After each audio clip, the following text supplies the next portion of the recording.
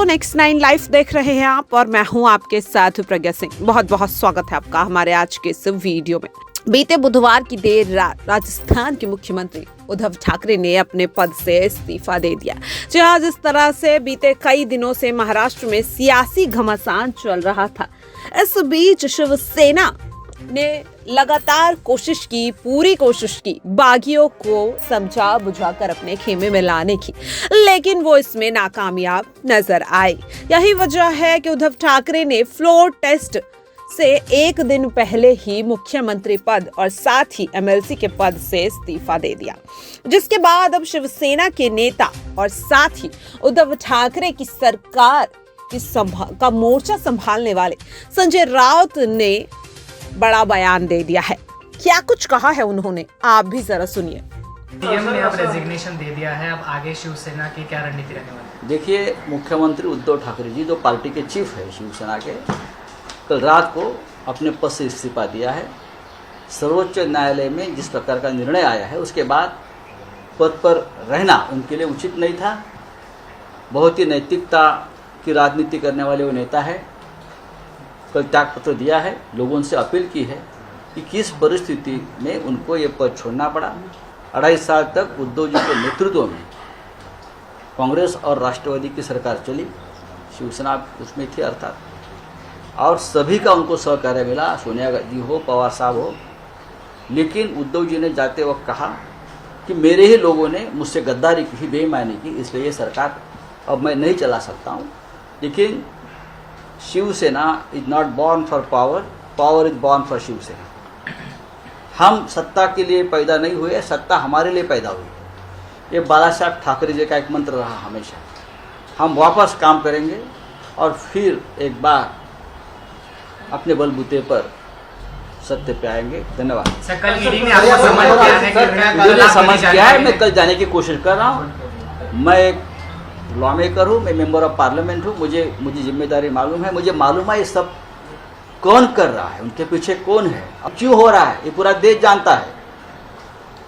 देश के सभी विभागों के मुख्यमंत्री, हमारे अपोजिशन के नेता, सबके मेरे पास फोन आ रहे हैं और मैंने सबको कहा। अभी मेरी पवार साहब से भी बात हुई, मैंने उनको भी कहा मैं कल जा रहा हूँ।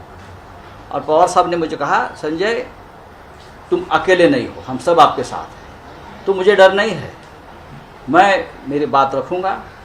ये राजनीति के स्टेप है मुझे रोकने के लिए, पार्टी को रोकने के लिए, उद्धव जी को रोकने के लिए, लेकिन हमने जिंदगी में कोई गलत काम नहीं किया।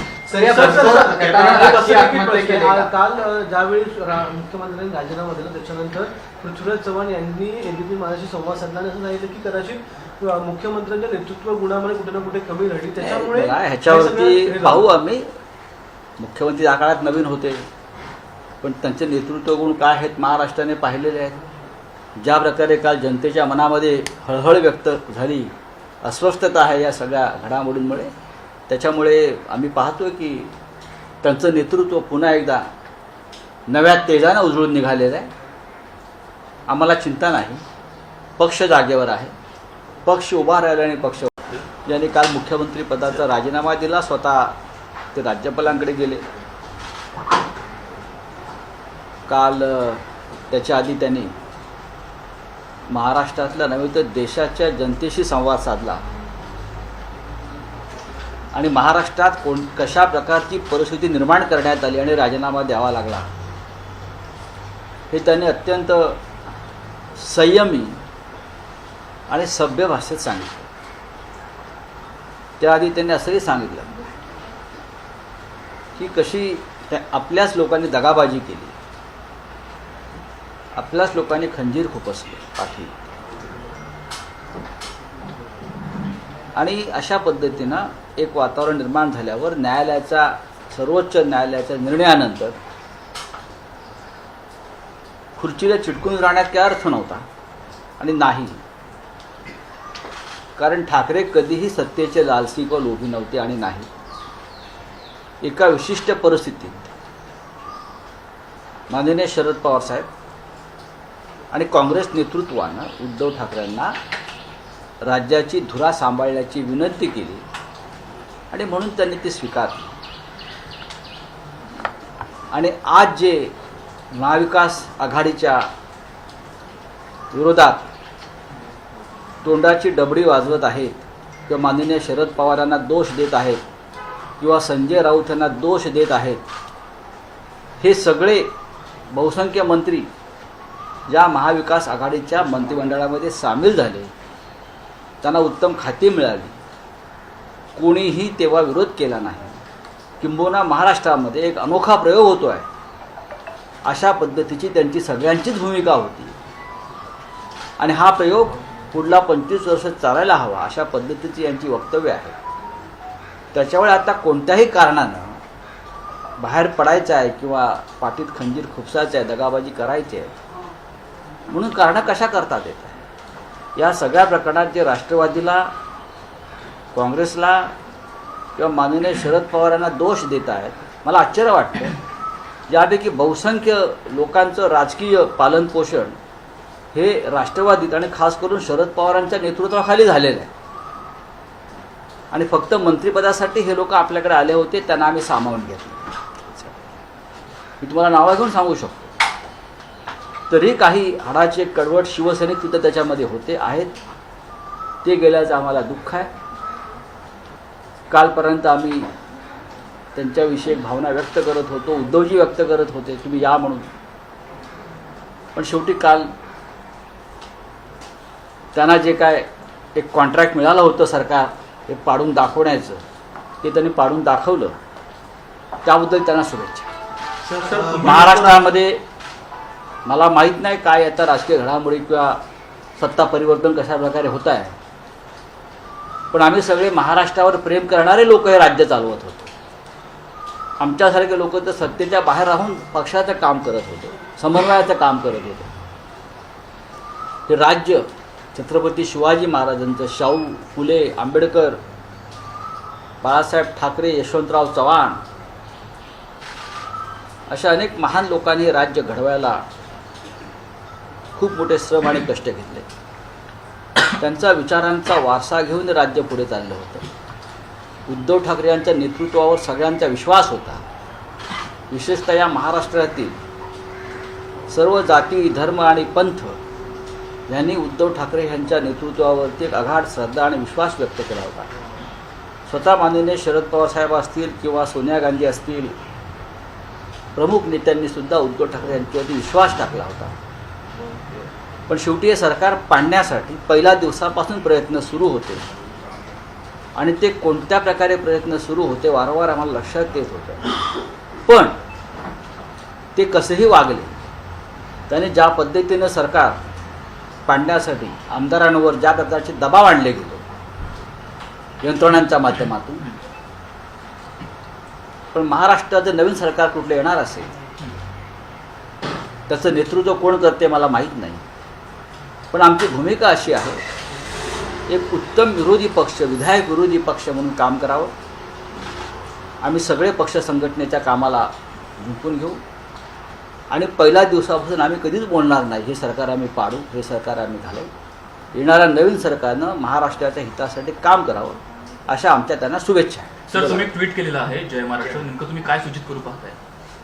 मी नेहमीच सकाळी जय महाराष्ट्र करतो.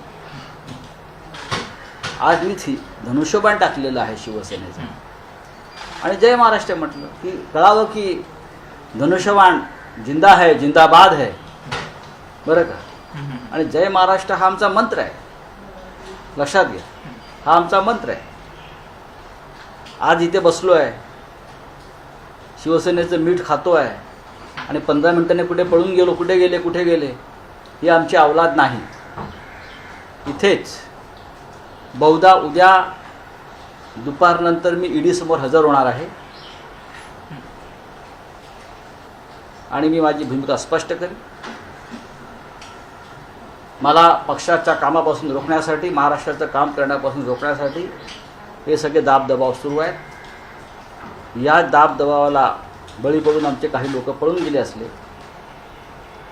तरी मी उद्या ईडी समोर हजर होईल आणि कोणत्याही प्रकारची कारवाई झाली तरी मी त्याला सामोरा जाईल. सर, बंडखोर आमदारांचं असं मत आहे की अजून आम्ही शिवसैनिक आहोत आणि भविष्यात आम्ही उद्धवजींना देखील कन्व्हिन्स करू. आज सकाळीच माझ्या एका आमदाराशी बोलणं झालं, मी नाव सांगत नाही. झाल्या प्रकाराबद्दल त्यांनी हळहळ व्यक्त केली. तुम्ही उद्धवजींना काय कन्व्हिन्स करणार? तुम्ही पक्ष फोडलेला आहे, पक्ष फोडायला निघालेला आहात, अनेक प्रकारची तुम्ही आयुधं वापरता आहात. ज्या पक्षाने 2.5 वर्षापूर्वी उद्धवजींचा घात केला, शिवसेनेचा घात केला, तुम्ही त्यांच्या मांडीला मांडी लावून बसता आहात. भारतीय जनता पक्षाशी आमचे व्यक्तिगत भांडण असण्याचं कारण नाही. हा एक तत्वाचा लढा होता, लढाई या स्वाभिमानाची ती लढाई होती आणि त्यातून आम्ही एक सरकार स्थापन करावं लागलं आम्हाला. 2.5 वर्षापूर्वी जर काही व्यवस्थित चर्चा झाली असती, वाटाघाटी झाल्या असत्या, आमचं सगळ्यांचं म्हणणं ऐकलं असतं, कदाचित पुढला प्रयोग झाला नसता. हे सगळ्यांना माहिती आहे. तेव्हा आता कशा करता तुम्ही हे सगळे खेळ करताय? खेळ तुम्ही संपवलेला आहात, त्याच्यावर ते खेळ संपला असं होत नाही. हा काही कठपुतळ्यांचा खेळ नाही आहे ना. ही बाळासाहेब ठाकरेंची शिवसेना ही एक जिवंत ज्वलंत अशी शिवसेना आहे. ती संपवण्याचे प्रयत्न कोणी करू नये. जर कोणी स्वतःहून दूर गेले असतील तर त्यांनी त्यांचा वेगळा मार्ग स्वीकारावा. आम्ही आमचं काम करत राहू आणि ही बाळासाहेबांची शिवसेना पुन्हा एकदा आज आहेच, गगनाला गवसणी घालण्या इतपत आम्ही मोठी करू. सर, कल उद्धव ठाकरे ने संजय भी जानना चाहेंगे, कल उद्धव ठाकरे ने रेजिग्नेशन दिया, आगे शिवसेना की क्या? म्हणजे कसं काय, त्यांना आदल्या दिवशी माझ्याजवळ बसले होते, माझ्यावर चहाही प्यायले पळून जाण्यापूर्वी. केसरकर राष्ट्रवादीतूनच आलेले आहेत, आपल्याला माहीत असेल. त्याच्या आधी काँग्रेस पक्षामध्ये होते. केसरकर आमचे चांगले मित्र आहेत, बरं का. काहीतरी कारणं शोधायचे म्हणून देऊ नका. मी जबाबदार आहे किंवा शरद पवार जबाबदार आहे ही काय कारणं नाहीत. या सगळ्या गोष्टी उद्धवजी वारंवार सांगत होते. समोर येऊन तुम्ही बोलू शकत होता. महाविकास आघाडीची स्थापना केली म्हणून मी जबाबदार असेल तर ठीक आहे. आम्ही सगळ्यांनी मिळून महाराष्ट्राच्या हितासाठी आणि महाराष्ट्राला शिवसेनेचा मुख्यमंत्री मिळावा हे जे स्वप्न आम्ही सगळ्यांनी पाहिलं होतं आणि माननीय उद्धव ठाकरे यांनी बाळासाहेबांना जे वचन दिलं होतं की मी मुख्यमंत्री करीन शिवसेनेचा आणि शिवसैनिक करीन, त्या वचनासाठी जर संजय राऊत यांनी प्रतिष्ठा पणाला लावली असेल तर केसरकर यांच्यासारखे लोक जे म्हणत आहेत आम्ही जबाबदार आहोत, होय, शिवसेनेचा मुख्यमंत्री व्हावा यासाठी मी प्रयत्न केले आणि मी जबाबदारी घेतो. तुम्ही काय करणार आहात? तुम्ही शिवसेनेचा मुख्यमंत्री करताय का? आता तुमचा नेता मुख्यमंत्री होणार आहे का? दोन्ही भांडीच करावे लागणार आहेत आपल्याला. लक्षात घ्या, तुम्ही स्वाभिमानाची मीठ भाकरी सोडून जी चाकरी करताय याच्यात तुम्हाला सगळ्यांना भविष्यामध्ये पश्चाताप होईल. श्री एकनाथ शिंदे हे कडवट शिवसैनिक आहे. अनेक वर्ष त्याने शिवसेनेचं काम केलेलं आहे. त्यांच्याबरोबरचे अनेक लोक, गुलाबराव पाटील असतील, संदीपान भुमरे असतील, असे अनेक लोक आहेत की ज्यांनी अनेक वर्ष पक्षाचं काम केलेलं आहे. पक्षासाठी त्यांनी संघर्ष केलेले आहेत. त्यांनी एक वेगळा मार्ग स्वीकारलेला आहे. आता आम्ही त्या मार्गात कोणता अडथळा आणणार नाही. त्यांनी भारतीय जनता पक्षाबरोबर त्यांचे जे काय असोसिएशन आहे ते करावं. आम्ही आमचं काम करत राहू. आता आपले मार्ग वेगळे आहेत. आम्ही आमच्या मार्गाने आहोत. तुम्ही तुमचा मार्ग वेगळा निवडलेला आहे, त्या मार्गाने आपण जाऊ शकता. आता एकमेकावरती दोष देण्यात काही अर्थ नाही. तो जिस तरह से आपने देखा कि उद्धव ठाकरे के इस्तीफे पर संजय राउत ने कितनी आसानी से, कितनी सफाई के साथ उन्होंने शरद पवार और सोनिया गांधी पर निशाना साध दिया। जी हां, उन्होंने जिस तरह से कहा कि उद्धव ठाकरे के इस्तीफा देने के पीछे की वजह उन्हें अपनों से ही मिले धोखे की है। हालांकि उनका इशारा बागी नेताओं की ओर, बागी विधायकों की ओर तो था ही, लेकिन कहीं ना कहीं उन्होंने अपने इस बयान में शरद पवार पर भी निशाना साध दिया है। आपकी इस पर क्या कुछ राय है? और अब महाराष्ट्र में नया मुख्यमंत्री पद किसे दिया जाएगा? कौन महाराष्ट्र का नया मुख्यमंत्री बनेगा? ये भी हमारे साथ कमेंट सेक्शन में जरूर शेयर कीजिएगा। बाकी ऐसी तमाम अपडेट से जुड़े रहने के लिए देखते रहिए नेक्स्ट 9 लाइव। नमस्कार।